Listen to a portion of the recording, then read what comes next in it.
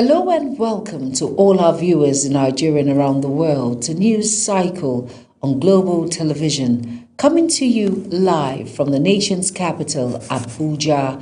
I am Jumai Manson. Now, a quick reminder that Global Television is on DSTV channel 365 and Star Times channel 276.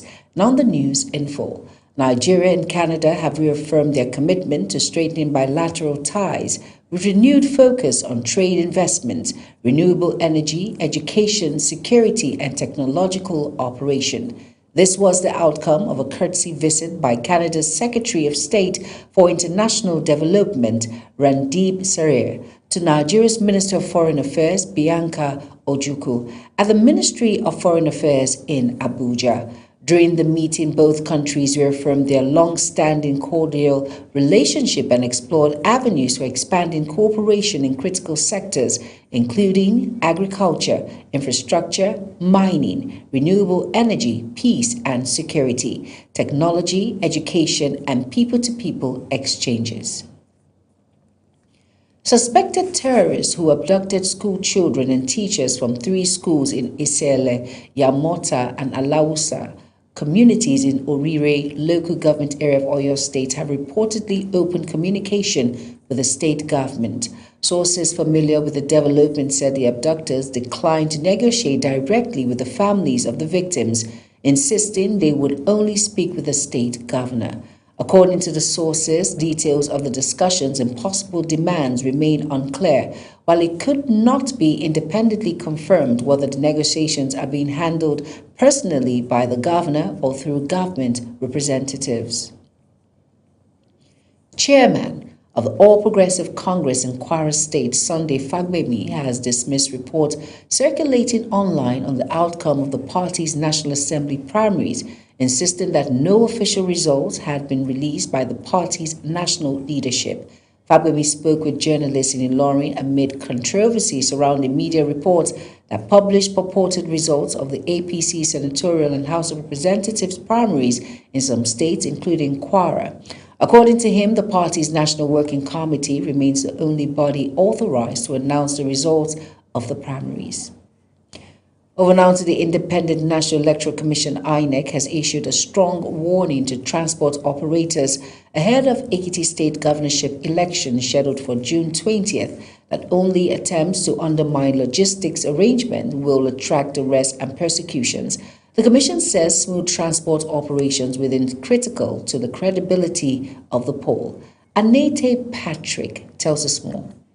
INEC commissioners led by the Resident Electoral Commissioner for Ekiti State, Bumi Oyeshemidemi, expressed concern over past challenges with transport logistics during elections. He warned that transporters who fail to meet agreed obligations or supply substandard vehicles risk sanctions, stressing that the electoral process cannot be compromised. Omo Sheindemi also emphasized that transporters must ensure the safe return of personnel and election materials after deployment, warning against abandoning officials in the field. The Commission recognized the important role your union plays in ensuring smooth movement across the state, especially to difficult and remote locations. We therefore seek your continued partnership, cooperation, discipline, and commitment towards peaceful. INEC Chairman Professor Josh Amopiton also raised concern over reported friction between the NURTW and the National Association of Road Transport Owners (NATO), warning that internal disputes could affect election integrity. Professor Amopiton explained that although INEC does not own sufficient vehicles, it relies on transport unions due to their nationwide reach, but insists on accountability and proper planning to avoid last-minute failures, referencing previous challenges experienced during elections, such as in Anambra State. A day before the election, before 12, our experience in some places have shown that the union don't have most of the vehicles. They will in turn go and hire. You know, it's like subletting or to people you cannot supervise. He also observed that both local and international observers often base their assessments on limited polling units, warning that any logistical failure could damage Nigeria's electoral image. Responding, the head of Organization and Industrial Relations at NURTW headquarters, Olayiwoye Adesina, dismissed the involvement of NATO in Ekiti election logistics, insisting that the union lacks the required operational vehicles in the state. He assured INEC that the NURTW remains committed to delivering on its agreements and ensuring smooth logistics during the poll. To participate. They don't have a single you allow them to participate, and there's an error. Nobody knows them. NURTW is the name everybody will be shouting. Apart from that, in Ekiti, the issues of NATO and NURTW has been dragged even to the state government. As preparations intensify for the Ekiti governorship election, INEC has promised to total compliance of Electoral Act's provisions to ensure credible, free and fair election. Anietie Patrick, Global TV News. Imo State Governor Hope Uzodinma has reaffirmed his administration's commitment to strengthening collaboration with the church in promoting peace, security, and development across the state. The governor stated this while receiving a delegation of Christian leaders from the Catholic, Anglican, and Methodist churches in Ogiwe Zone. Again, Amarachi Ibe tells us more. Governor Hope Uzodinma described the church as a critical partner in governance, noting that religious leaders continue to play a vital role in promoting moral values, peace, and social stability in the state. The governor commended Christian leaders for their prayers and support, particularly ongoing efforts to tackle insecurity and restore peace in Imo State. So the government of Imo State, under my watch, will continue to partner with the church, cooperate with the church, work together with the church, and support the church. Because for we here, we think that the partnership between the government and the church is necessary, because the church is even closer to the people than the government. Governor Uzodinma noted that the state has witnessed relative peace in recent times, with reduction in cases of kidnapping and violent crimes. He called on the church to sustain prayers for the government, the people of Imo State, and President Bola Tinubu, whom he credited for approving major federal projects in the state, including the Federal Medical Center and the Federal University of Okigwe. Again, I want you to thank President Bola Ahmed Tinubu for approving that university as one of the last few universities federal government created in Nigeria. So I thank you, and I urge you to continue to partner with us, particularly in the area of insecurity. Speaking on behalf of the delegation, Reverend Father Peter Cleveland Harry commended the governor for what he described as visible transformation across the state through the administration's 3R agenda of reconstruction, rehabilitation, and recovery. The clergy praised improvements in road infrastructure, electricity supply in Okigwe Zone, support for church, and efforts towards the offtake of the Federal University of Okigwe. The insecurity of Imo State was so alarming, you said that you are going to bring in conventional and non-conventional means to solve that problem. One beautiful thing we enjoy in Imo State today is what we call the relative security. Before now, it was so bad you could not travel to some parts of this state. But thankfully so, you have done a lot of work. The delegation also appealed for increase in security presence in parts of Okigwe Zone, following recent violent attacks in some communities. The church leaders offered prayers for the governor and urged the administration to sustain efforts aimed at protecting lives and expanding development projects across the states. From Government House Owerri, I'm Amarachi Ibe, Global TV News. Pilgrims from across the world are arriving in Saudi Arabia from this year's Hajj pilgrimage despite ongoing tensions and conflict in parts of the Middle East. Many worshippers say faith and spiritual commitment overweighs concerns about regional instability as preparations continue in the holy city of Mecca. Our correspondent Mukhtar Qasim tells us more. Thousands of Muslim pilgrims are gathering in the holy city of Mecca ahead of this year's Hajj pilgrimage, with worshippers performing tawaf around the Kaaba inside the Grand Mosque. And despite the ongoing conflict in the parts of the Middle East, many pilgrims arriving from Western countries say they remain committed to completing the spiritual journey. Some worshippers say they initially had concerns about traveling through the region, while others insist faith gave them confidence to continue with pilgrimage plans. Now, I know with the situation with the war, I was very anxious about it. I was worried about the flight because my flight actually stopped off at Amman, which was bordering that area. So it was a little bit dangerous, but Alhamdulillah, I knew the flight was going ahead. I was like, Bismillah, it's written for me, I will go. Allah knows best, you know? No, I didn't. I didn't have any second thoughts about coming. You know, when you make the intention to come, you come with a reason and a purpose, and that's why you're here, and you know, put your faith in God that everything will be fine. So must have said thought about that. Not really, because Allah is the bigger planner. So if He's willing to we to come here, then nobody will stop us. So Saudi authorities say preparations for the annual pilgrimage are continuing, with security and crowd management measures already in place as pilgrims keep arriving from different parts of the world. Mukhtar Qasim, Global TV News. You are watching the live broadcast of News Cycle. News Cycle continues after this weather forecast, plus business, foreign and sports stories on the other side of this break. Please stay with us. Glad to have you join us. We experienced widespread thunderstorms activities across the country from Thursday into morning hours of Friday, bringing significant rainfall to many areas. Shaki recorded the highest rainfall amount of about 80.2 millimeters, followed by parts of Birnin Kebbi, Kaduna, Lokoja, and Jalingo, while several other locations recorded rainfall amount below 30 millimeters.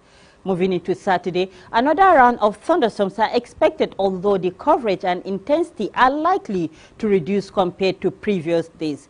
Thunderstorms activities are expected over parts of Adamawa, Taraba, Gombe, Bauchi, extending to most parts of the northwest. Thunderstorms are also expected over most of the north-central cities as well as the southern half of the country. And that's the latest weather outlook. I'm Safia Saynusa. Thanks for watching.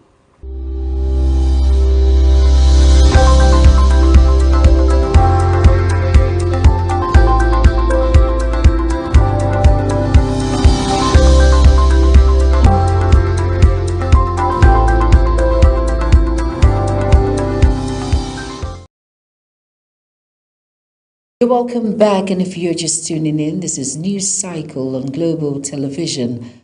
Thank you for staying with us. In business now, the federal government says it is targeting the establishment of 2,322 compressed natural gas stations nationwide by 2027 as part of efforts to deepen the adoption of alternative fuel vehicles and expand gas mobility infrastructure across the country. The executive chairman and chief executive of the Presidential Initiative on Compressed Natural Gas and Electronic Vehicles, Ismail Ahmed, disclosed this during the Nigerian Oil and Gas Midstream and Downstream Summit organized recently by the Nigerian Content Development and Monitoring Board in Lagos. Represented by an official of the agency, Olayinka Rufai, the chairman said the government had made significant progress in expanding CNG infrastructure and vehicle conversion across the country within less than 3 years. The Nigerian National Petroleum Company Limited, NNPCL, has accused Dangote Petroleum Refinery of attempting to monopolize Nigeria's fuel market through a lawsuit challenging import licenses granted to rival marketers. The position was contained in a proposed defense filed before the Federal High Court in Lagos in response to a suit instituted by Dangote Petroleum Refinery against the Attorney General of the Federation. In court documents, the state oil company argued that the granting Dangote's request to void or restrict fuel import permits will undermine competition and expose Nigeria to supply disruptions, price instability, and threats to national energy security. Over now to the foreign scene, President Bassirou Diomaye Faye has dismissed Prime Minister Ousmane Sonko and dissolved the government following months of growing political tensions in Senegal. The announcement was made in a degree broadcast on state television, with the presidency confirming that the dismissal also affected ministers and secretaries of state serving in the government. Relations between Faye and Sonko, once close political allies within the ruling Patif party, had reportedly deteriorated in recent months despite their joint rise to power after the 2024 elections. Sonko, known for his strong support among Senegalese youth and his Pan-Africanist stance, had publicly criticized Faye's leadership earlier this month, accusing the president of failing to defend him against political attacks. United States Secretary of State Marco Rubio says NATO allies should prepare for adjustment to American troop deployments across Europe and Washington shift its defense priorities. Rubio made the remark during a NATO foreign ministers meeting in Sweden, where alliance members also discussed the wars in Ukraine and Iran, ahead of a major NATO summit in Ankara. Mukhtar Qasim tells us more.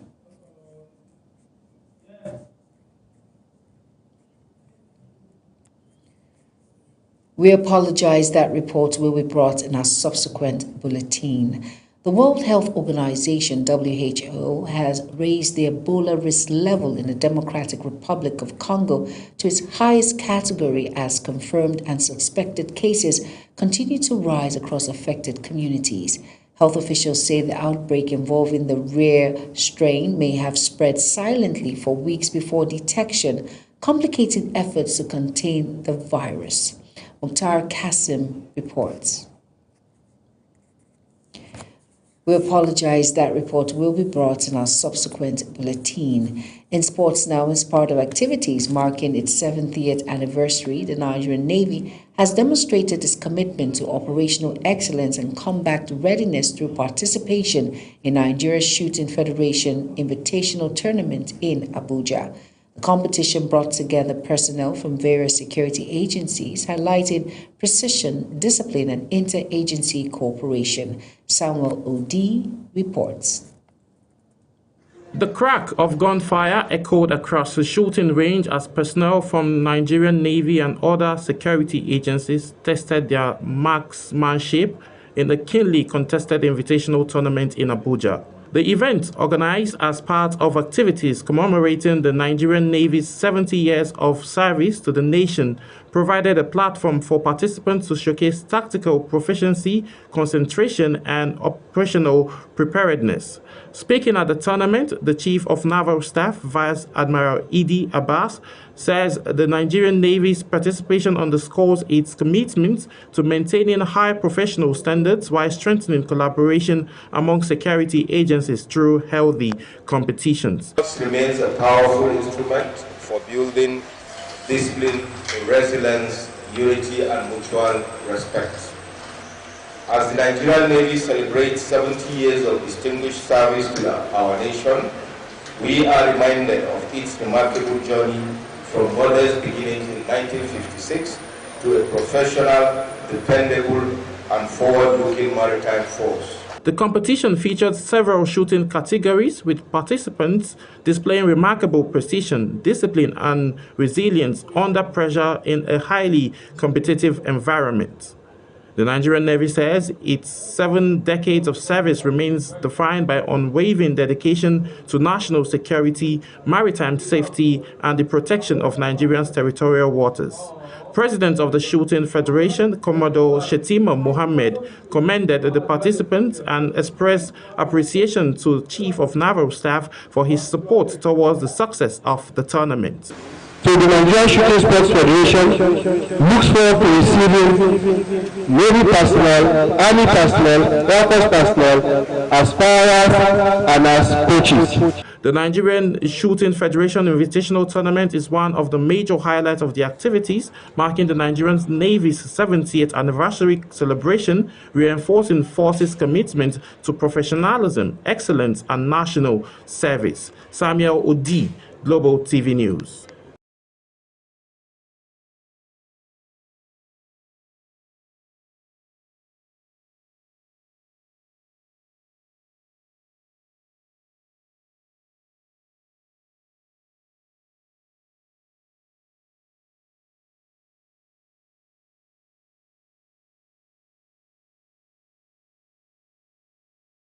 The World Health Organization has raised the Ebola risk level in the Democratic Republic of Congo to its highest category, as confirmed and suspected cases continue to rise across affected communities. Health officials say the outbreak involving the rare strain may have spread silently for weeks before detection, complicating efforts to contain the virus. Mukhtar Qasim tells us more.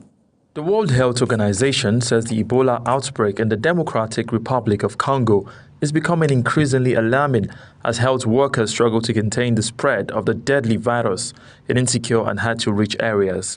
The WHO says there are now more than 80 confirmed cases, while suspected infections and deaths continue to rise, with the outbreak linked to the rare Budingbo strain of Ebola, which currently has no approved vaccine or specific treatment. WHO Director General Tedros Ghebreyesus says the outbreak is much larger than official figures suggest. The Ebola outbreak in the Democratic Republic of the Congo is spreading rapidly. Previously, WHO assessed the risk as high at the national and regional levels and low at global levels. We're now revising our risk assessment to very high at the national level, high at the regional level, and low at global level. The WHO says the response team are intensifying surveillance, contact tracing, and isolation efforts, while more than 104 contacts are being currently monitored in northeast DR Congo. So far, 82 cases have been confirmed in DRC, with 7 confirmed deaths. But we know the epidemic in DRC is much larger. There are now almost 750 suspected cases and 177 suspected deaths.